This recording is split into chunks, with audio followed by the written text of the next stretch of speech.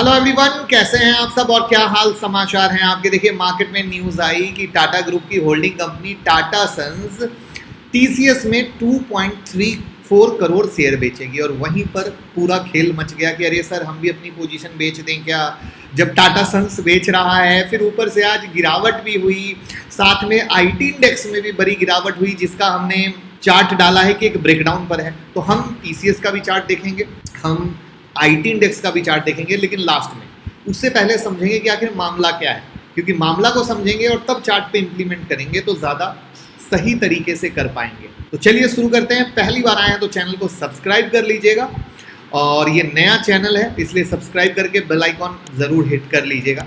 यहाँ पर कहानी ये है कि जो ये कहानी हुई है, सबसे पहले तो इसकी जो डील साइज है वो 9,362 करोड़ रुपए है, जिसमें अभी तक जो बात निकल के आ रही है वो ये है कि इस पैसे का यूज कर्ज चुकाने में होगा।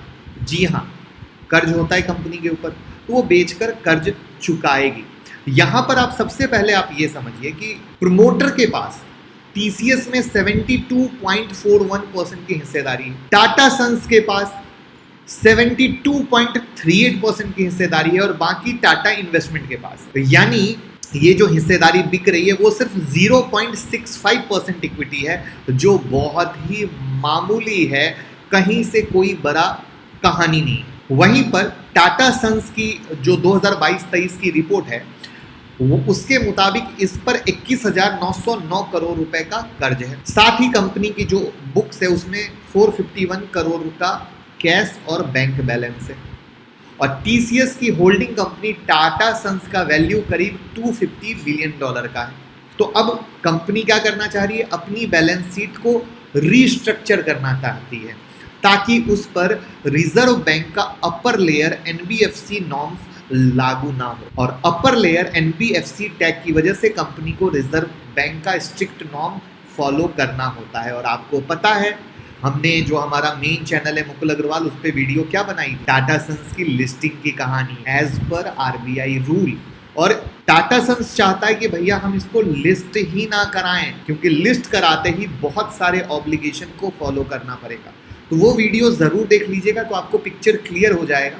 तो कहीं से पैनिक मत करिए, सिर्फ और सिर्फ इनकी कोशिश आईपीओ से खुद को दूर करना है, और उसी आईपीओ से खुद को दूर करने के लिए ये सारी कहानी चल रही है। तो बिल्कुल भी पैनिक नहीं लेना है। अब हम चलते हैं निफ्टी बैंक निफ्टी टीसीएस के चार्ट पे और आईटी इंडेक्स के चार्ट पे। उससे पहले मैं बता दूं कि 25 मार्च से हमारा स्टॉक मार्केट मास्टर क्लास शुरू हो रहा है, जिसमें हम कैश फ्यूचर ऑप्शन सब सिखाएंगे, इंट्राडे पोजिशनल सब सिखाएंगे, और आप बिंदास सीख कर ट्रेड कर सकते हैं, स्टॉक सेलेक्ट कर सकते हैं। वहाँ पर होली महाधमाका ऑफर है फर्स्ट 50 स्टूडेंट के लिए, और ये फर्स्ट 50 स्टूडेंट के लिए जो ऑफ़र है वो 22 मार्च तक ही वैलिड है। 27 मार्च से क्लास शुरू हो रही है। ज़्यादा जानकारी के लिए 9708094321 पे आप कॉल कर लीजिए।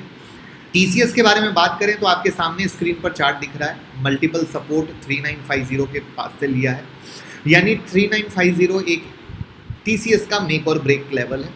वहीं पर आपके सामने आईटी इंडेक्स का चार्ट है, जिसमें 2 बार इसने सपोर्ट लेवल लिया था अराउंड 36,000 के लेवल से, 36,100 के लेवल से, और आज उस लेवल को तोड़ा है इसने।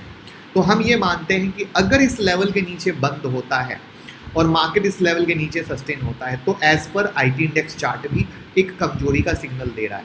वहाँ पर ऑलरेडी हम आपके साथ मार्च के शुरुआत में ही शेयर कर दिए थे कि मार्केट में मार्च में वोलेटिलिटी दिखती ही दिखती है, प्रॉफिट बुकिंग आती ही आती है, ड्यू टू टैक्स हार्वेस्टिंग है, साथ में स्मॉल कैप मिड कैप का बहाना मिल गया। तो मार्केट को सिर्फ बहाने का तलाश था, बहाने के आधार पे वो वैल्यू एडजस्ट करने की कहानी है। बाकी आपको बिल्कुल पैनिक नहीं होना चाहिए।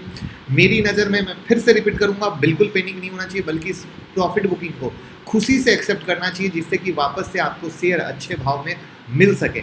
और यही सारी चीज़ें हैं जब आप सीखेंगे, समझेंगे और तब कमाएंगे। तो जल्दी से वीडियो को शेयर करके प्यार मोहब्बत दीजिए और बस मोहब्बत देते रहिए।